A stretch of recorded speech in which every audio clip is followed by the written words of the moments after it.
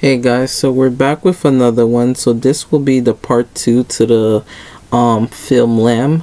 Now, this time we're just gonna be doing a small breakdown and what we think the ending itself really detailed and explained. I continued by explaining that in the first part of the video.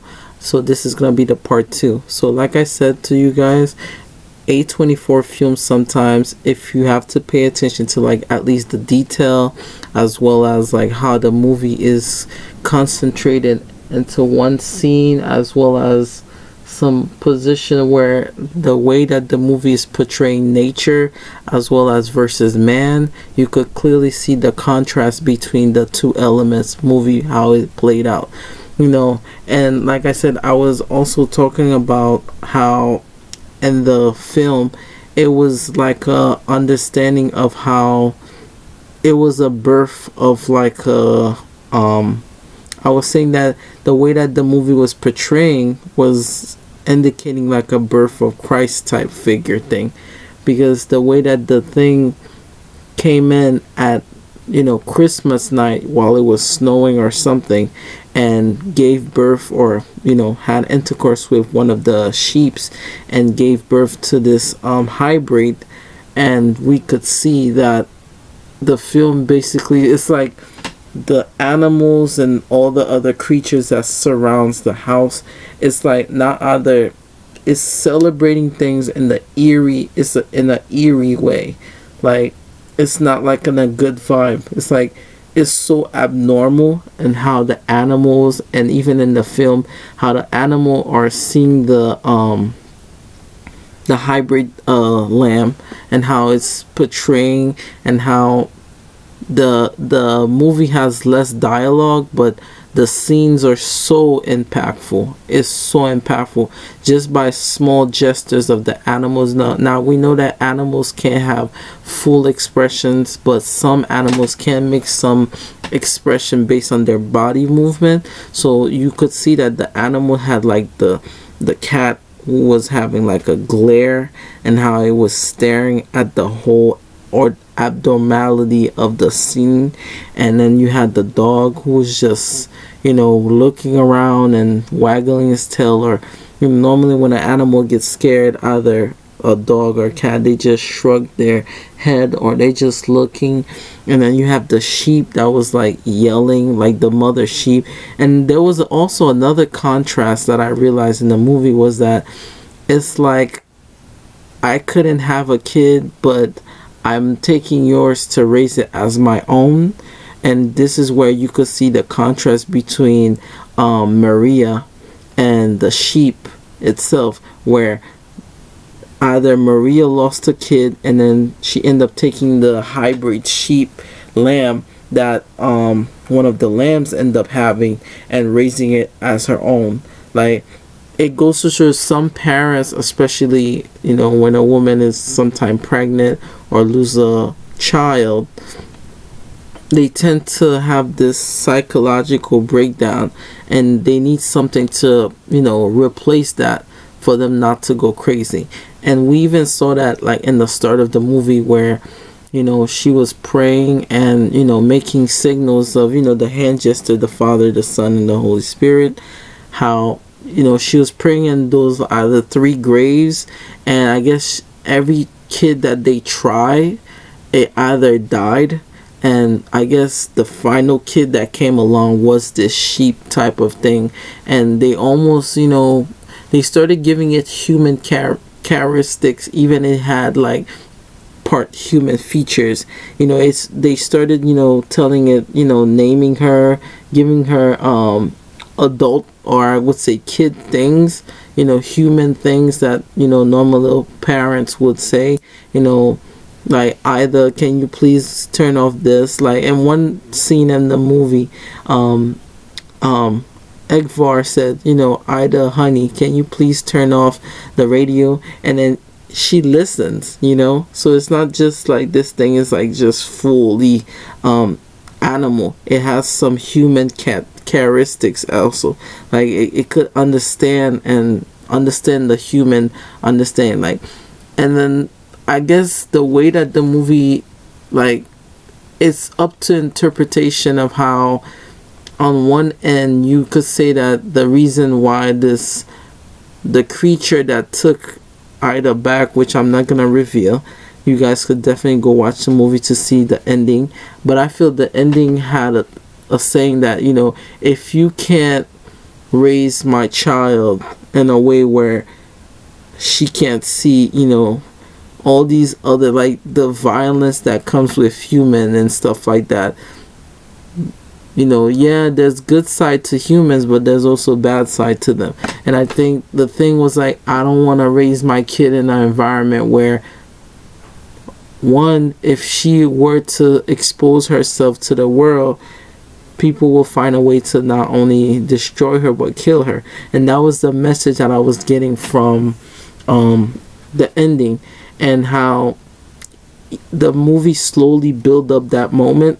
A lot of people said that they felt, some people that end up watching it already, they said that they felt more scared for the actual creature baby that was born than the actual humans, because even if this thing is a hybrid, it still felt like a child. It was doing childish things. So this movie is very, how would I put this, is very contrast to previous A24 films, but it still kept this horror elements under very shallow shallow look. Definitely, like I said, Egvar, I guess his brother, I guess wanted also Maria as well.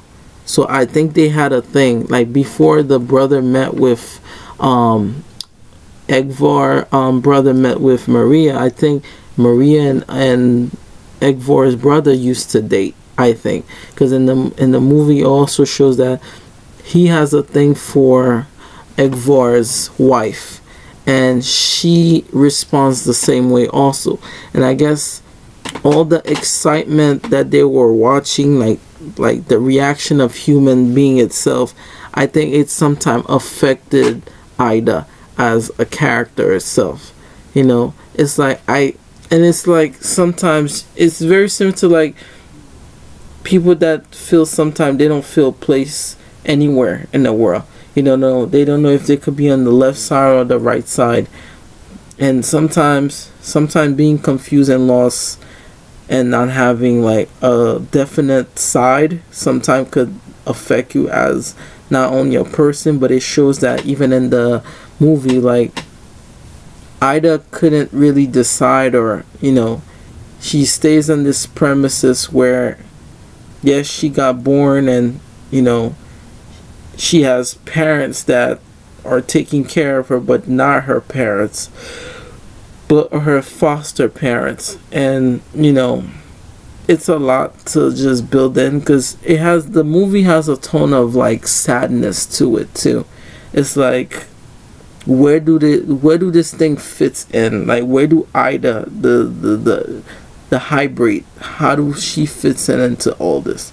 But I feel as if the ending really explains, like, even as Egvar is dying, and you see that Maria, at first, she really, felt devastated for what happened, but at the end, it's like she's saying that she could finally take, like, a breath of fresh air. And, like, we never knew what happened to the brother, because we know the brother ended up leaving, catching the bus to leave. Those coach buses that be traveling for a long period of time.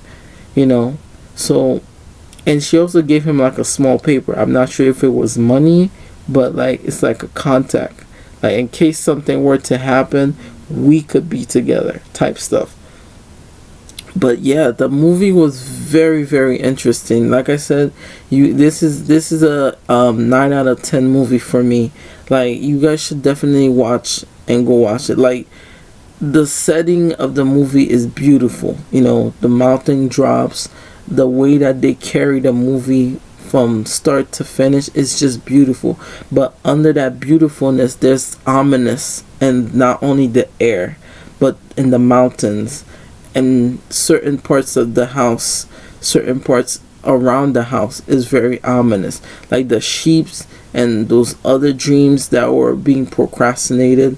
Those were also, very shot beautifully. Yeah, so like I said, guys, this was part 2 of the review of Lamb, and I think that a lot of people should give this movie a chance to watch. The tone of the movie speaks for itself. It's no type of boring movie at all. Like, coming into the movie, watching it for the first time, it had me thinking a lot of emotions. On top of that, there was a lot going on. Like, you can't just watch this movie once. You have to watch it at least 2 or 5 times at least to really understand where not only the human part, where it's coming from, but and the animal world where this is coming from also. We always say, like, this is a man's world, or humankind, how they put it, but the way that they portray this movie is clearly plain as day, and there's a thin line.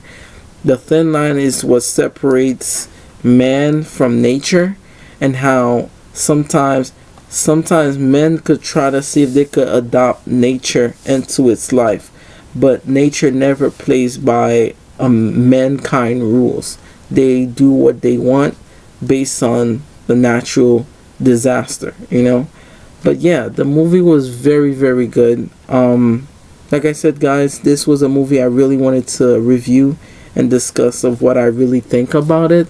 But yeah, until then, make sure you guys like and subscribe to the channel, and I'll see you guys in the next video. Bye bye, guys.